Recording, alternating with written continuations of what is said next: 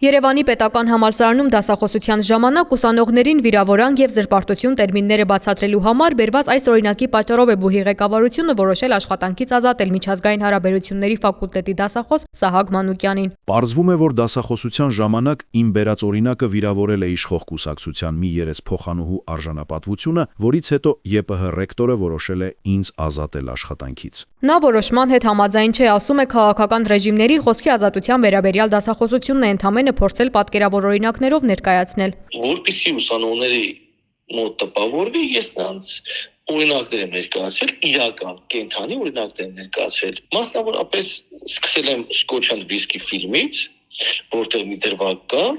որտեղ դերասաններից մեկը Սոշ Ջանիբեկյանը իր զոհին, որին մարմնավորում է Ռաֆայել Երոնոսյանը, ոչ միայն զրկած է լինում ազատ տեղաշարժման իրավունքից, այլ նաև նրան հետևել բառն է ասում է ֆուցն։ Եվ ես երեխեքին հարց եմ տալի, ասում երեխեք հիմա այս բառը, որը հնչում է, իրենից զրպարտչական բնույթի արտահայտություն է, թե վիրավորական բնույթի։ Երեխեքը այն չեն կարողանում կողմնորոշվել եւ ճիշտ պատասխանել։ Ես մոտ 40 րոպեանոց դասախոսություն եմ նվիրում այս երկու հասկացությունների տարբերությանը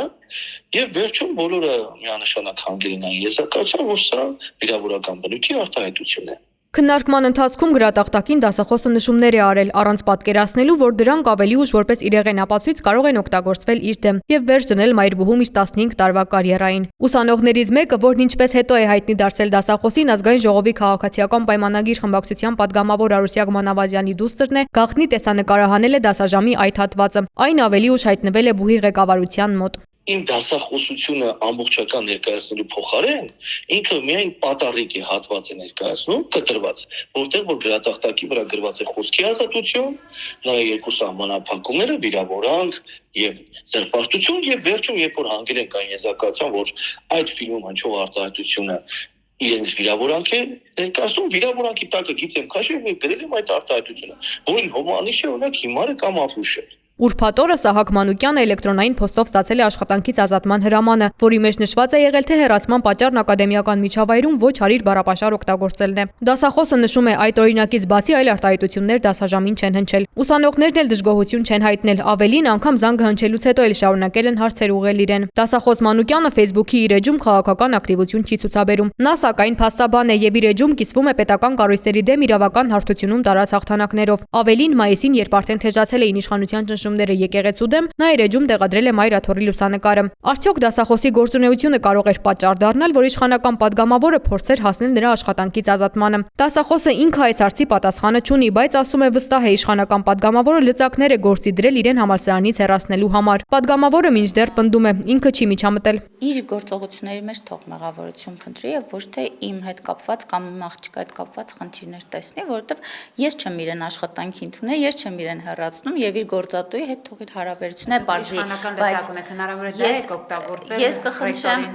ես ռեկտորի հետ խոսակցություն չեմ ունեցել, ես որևէ մեկի հետ խոսակցություն չեմ ունեցել։ Ես որպես ծնող կարող եմ ունենալ խոսակցություն, դժգոհություն կամ գոհունակություն, ես դա արտահայտվում եմ եւ արտահայտվում եմ որպես ազգային ժողովի падգամավոր եւ որպես ծնող, բայց ես ինչ կապ ունեմ իր հեռացման հետ, դա ինձ համար անակնկալ է, ուզում եմ հասկանամ ինչ է նշանակում, եթե որևէ պաշտոնատար անձի երեխա սովորում է դպրոցում կամ ԲՈՒՀ-ում եւ իր հետ կապված աշխատանքային խնդիրներ կամ փոխհարաբերություններ այնպես չի գնում, ուրեմն մեղավորությունը այդ երեխայի ծնողն է կամ այդ երեխան է։ Մինչ դասախոսը պնդում է իրեն հեռացրել են անհիմն, Երևանի պետական համալսարանից պարզաբանում են, Սահակ Մանուկյանը խախտել է էթիկայի կանոնները եւ ոչ մեկ անգամ։ Ուսանողներից եւ նրանց ծնողներից ստացվել են բազմաթիվ բողոքներ, այդ թվում փաստական ապացույցներ, որոնք էլ հիմք են հանդիսացել որոշման համար։ Սահակ Մանուկյանի աշխատանքից ազատման մասին գրառման տակ ուսանողների մեկնաբանություններից սակայն դժվար է ենթադրել, թե նրանք բողոքներ են ունեցել դասախոսի վարքագծի առնչությամբ։ Սահակ Մանուկյանը մտադիր չէ աշխատանքը վերականգնելու փորձեր անել։ Քանի Արուսյակ Մանավազյանը падգամավոր է եւ կարող է ազդել օրենսդիր իշխանությունից դուրս գտնվող մարմնի կրթական հաստատության որոշում կայացնողի վրա, ես կարծում եմ, որ դա հեռանկարային չէ։ Ու գիտեք, ես ամբողջ պատմության զավեշտը որն է, որ համալսարանում ղեկավար պաշտոն չզբաղեցնող անձը դիպել է համալսարանի ղեկավարությանը, որպեսզի ինքը իր աշխատողից ազատվի։